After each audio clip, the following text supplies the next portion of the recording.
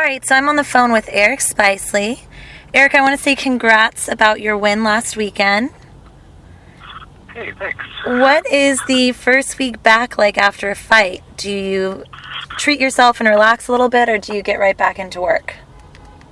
I take a couple days, and, I'm already I trained yesterday. I'm going to train this weekend, and then next week probably start training a lot more. Okay. I didn't really get hurt or anything, so I'm just eating well and going right back to training, because this is just like what I like to do, even if I don't have a fight. All right, awesome. I did notice something on Twitter where you said you might have to get minor foot surgery. Was that something that happened in Colorado? No, it's just something that's been bothering me for a while. I had some issues with my toes, and it was just making moving around and footwork a lot harder. So I'm just going to go see a podiatrist on Monday and then kind of see where we go from. It would only be like 4 weeks recovery time or something like that. Okay, so nothing major. So your second UFC fight, that was pretty crucial to keep you in the UFC. I had read something about there's like a issue with contract and new ownership, but that fight was crucial. Now that you're on a 2-win streak, do you feel more at ease of where you're at on the UFC roster? I definitely feel more at ease. You always kind of have to fight like your job's on the line. Mm-hmm. And then, I beat Thiago, and if I lost this fight, people could have thought it was a fluke, and, so I feel like there was more pressure on winning this fight after winning such a big fight, and I still, if I lost this fight, I probably, I could still have gotten cut or anything. Anything can happen, and that's kind of like, I think some of the most anxiety in the sport is like, we don't have secure jobs, and you're only as good as your last performance. So, even if I beat Thiago Santos pretty flawlessly, in my opinion, and then if I go and I lose to like a lesser guy, it's like, it kind of just washes away that previous fight. After training somewhere like TriStar and having people like GSP support you, does that kind of help you get another level of confidence and reassurance that, hey, I deserve to be in the UFC and can definitely, hold my spot in the division? Yeah, for sure. I've mostly only trained at a small gym my whole career. And, before going to fight Thiago Santos, I went to TriStar for the first time. And that was kind of the missing puzzle, the piece to the puzzle. It's just having the confidence to know you belong there and believe in your skills. And, I have like 2 training partners that I can count on back home.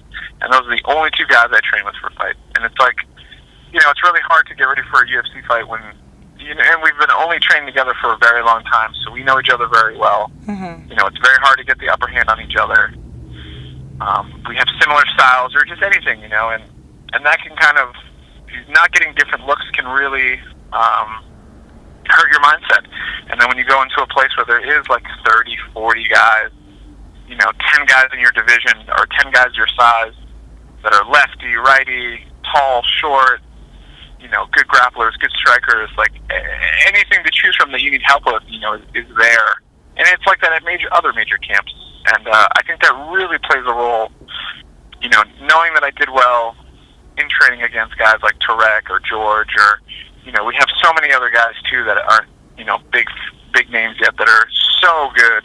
Mm-hmm. And, I think that helps out tremendously.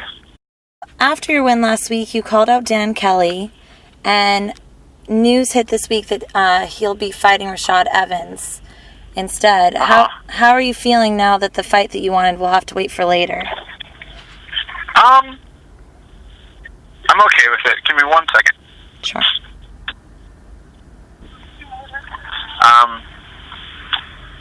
I'm bummed that I didn't get the fight, but it's totally fine, I know he was trying to fight on the London card, and I probably didn't really want to fight right away in March again.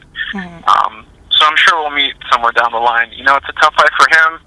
It's good to see him get tough fights, and I'm happy that he's fighting and making money. Okay. And so, since Dan Kelly's not an option, is there someone else that you would like to fight or that you'd like to call out next? I have to look at the division. I would like to fight Antonio Carlos Jr. next. I want to fight a really good grappler. And the reason I wanted to fight Dan is, I wouldn't be able to just take Dan down and submit him. It would really make me grow as a fighter and make me kind of evolve and use more of my striking and defensive wrestling. And that's the kind of fights I want. I don't want to just blow guys out in 2 minutes. I want to get pushed to that next level. And fights like against Andrew Sanchez and Sam Alvey have pushed me, even though I lost, have pushed me to grow and become a better fighter. And a guy like Dan Kelly or Antonio Carlos Jr., who is a multiple-time world champion grappler, I know I'm not going to be able to just take that guy down and submit him. So those kind of fights are what interest me most. Looking for a challenge. Yeah. All right, and then you also stated that you have the title of the best non-ripped 185-pounder. Yeah. Have you thought about pitching that idea of this new title to the UFC? Whether the UFC is behind it or not, it's real. Like I said, I'm the best non-ripped 85er there is. I'm not saying I'm the best 85er on the planet because, we all know that there are many other guys ahead of me. But I don't know. I feel like a lot of guys really put a lot into their attributes and how big they are or how strong they are. And, they get away from being skilled as a fighter. And, you can get away with it for a very long time. And that's kind of the whole thing behind the Abs Don't Win Fights movement, is that it's just like, I'm a regular person.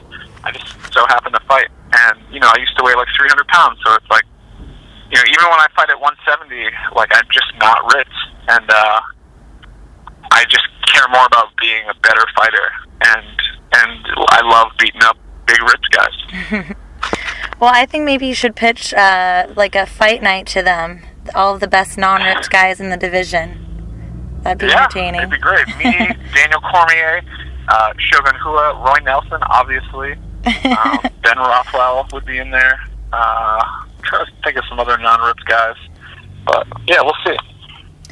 All right, well, 2016 showed us that social media can play a big role in matching fights, or at least, people calling people out.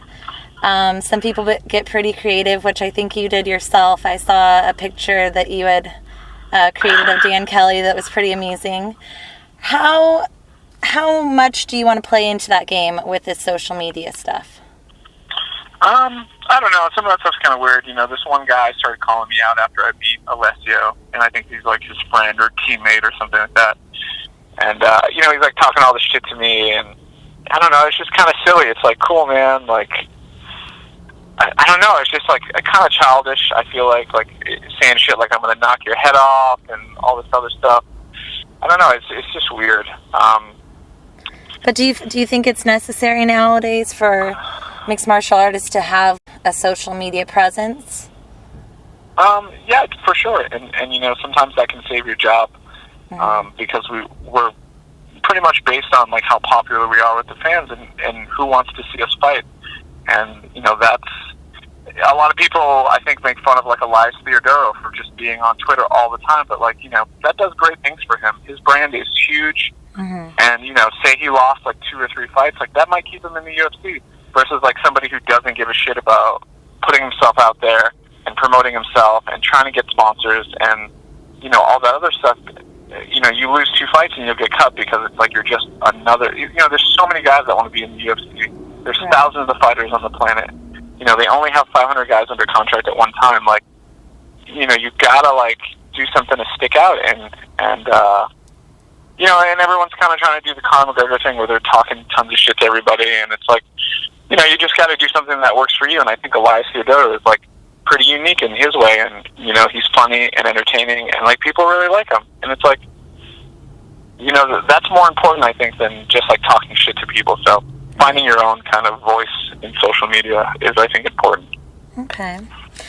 Well, to wrap things up, what are your goals for life, career that you can share with us for 2017? I'm just trying to win my next fight, and then be happy.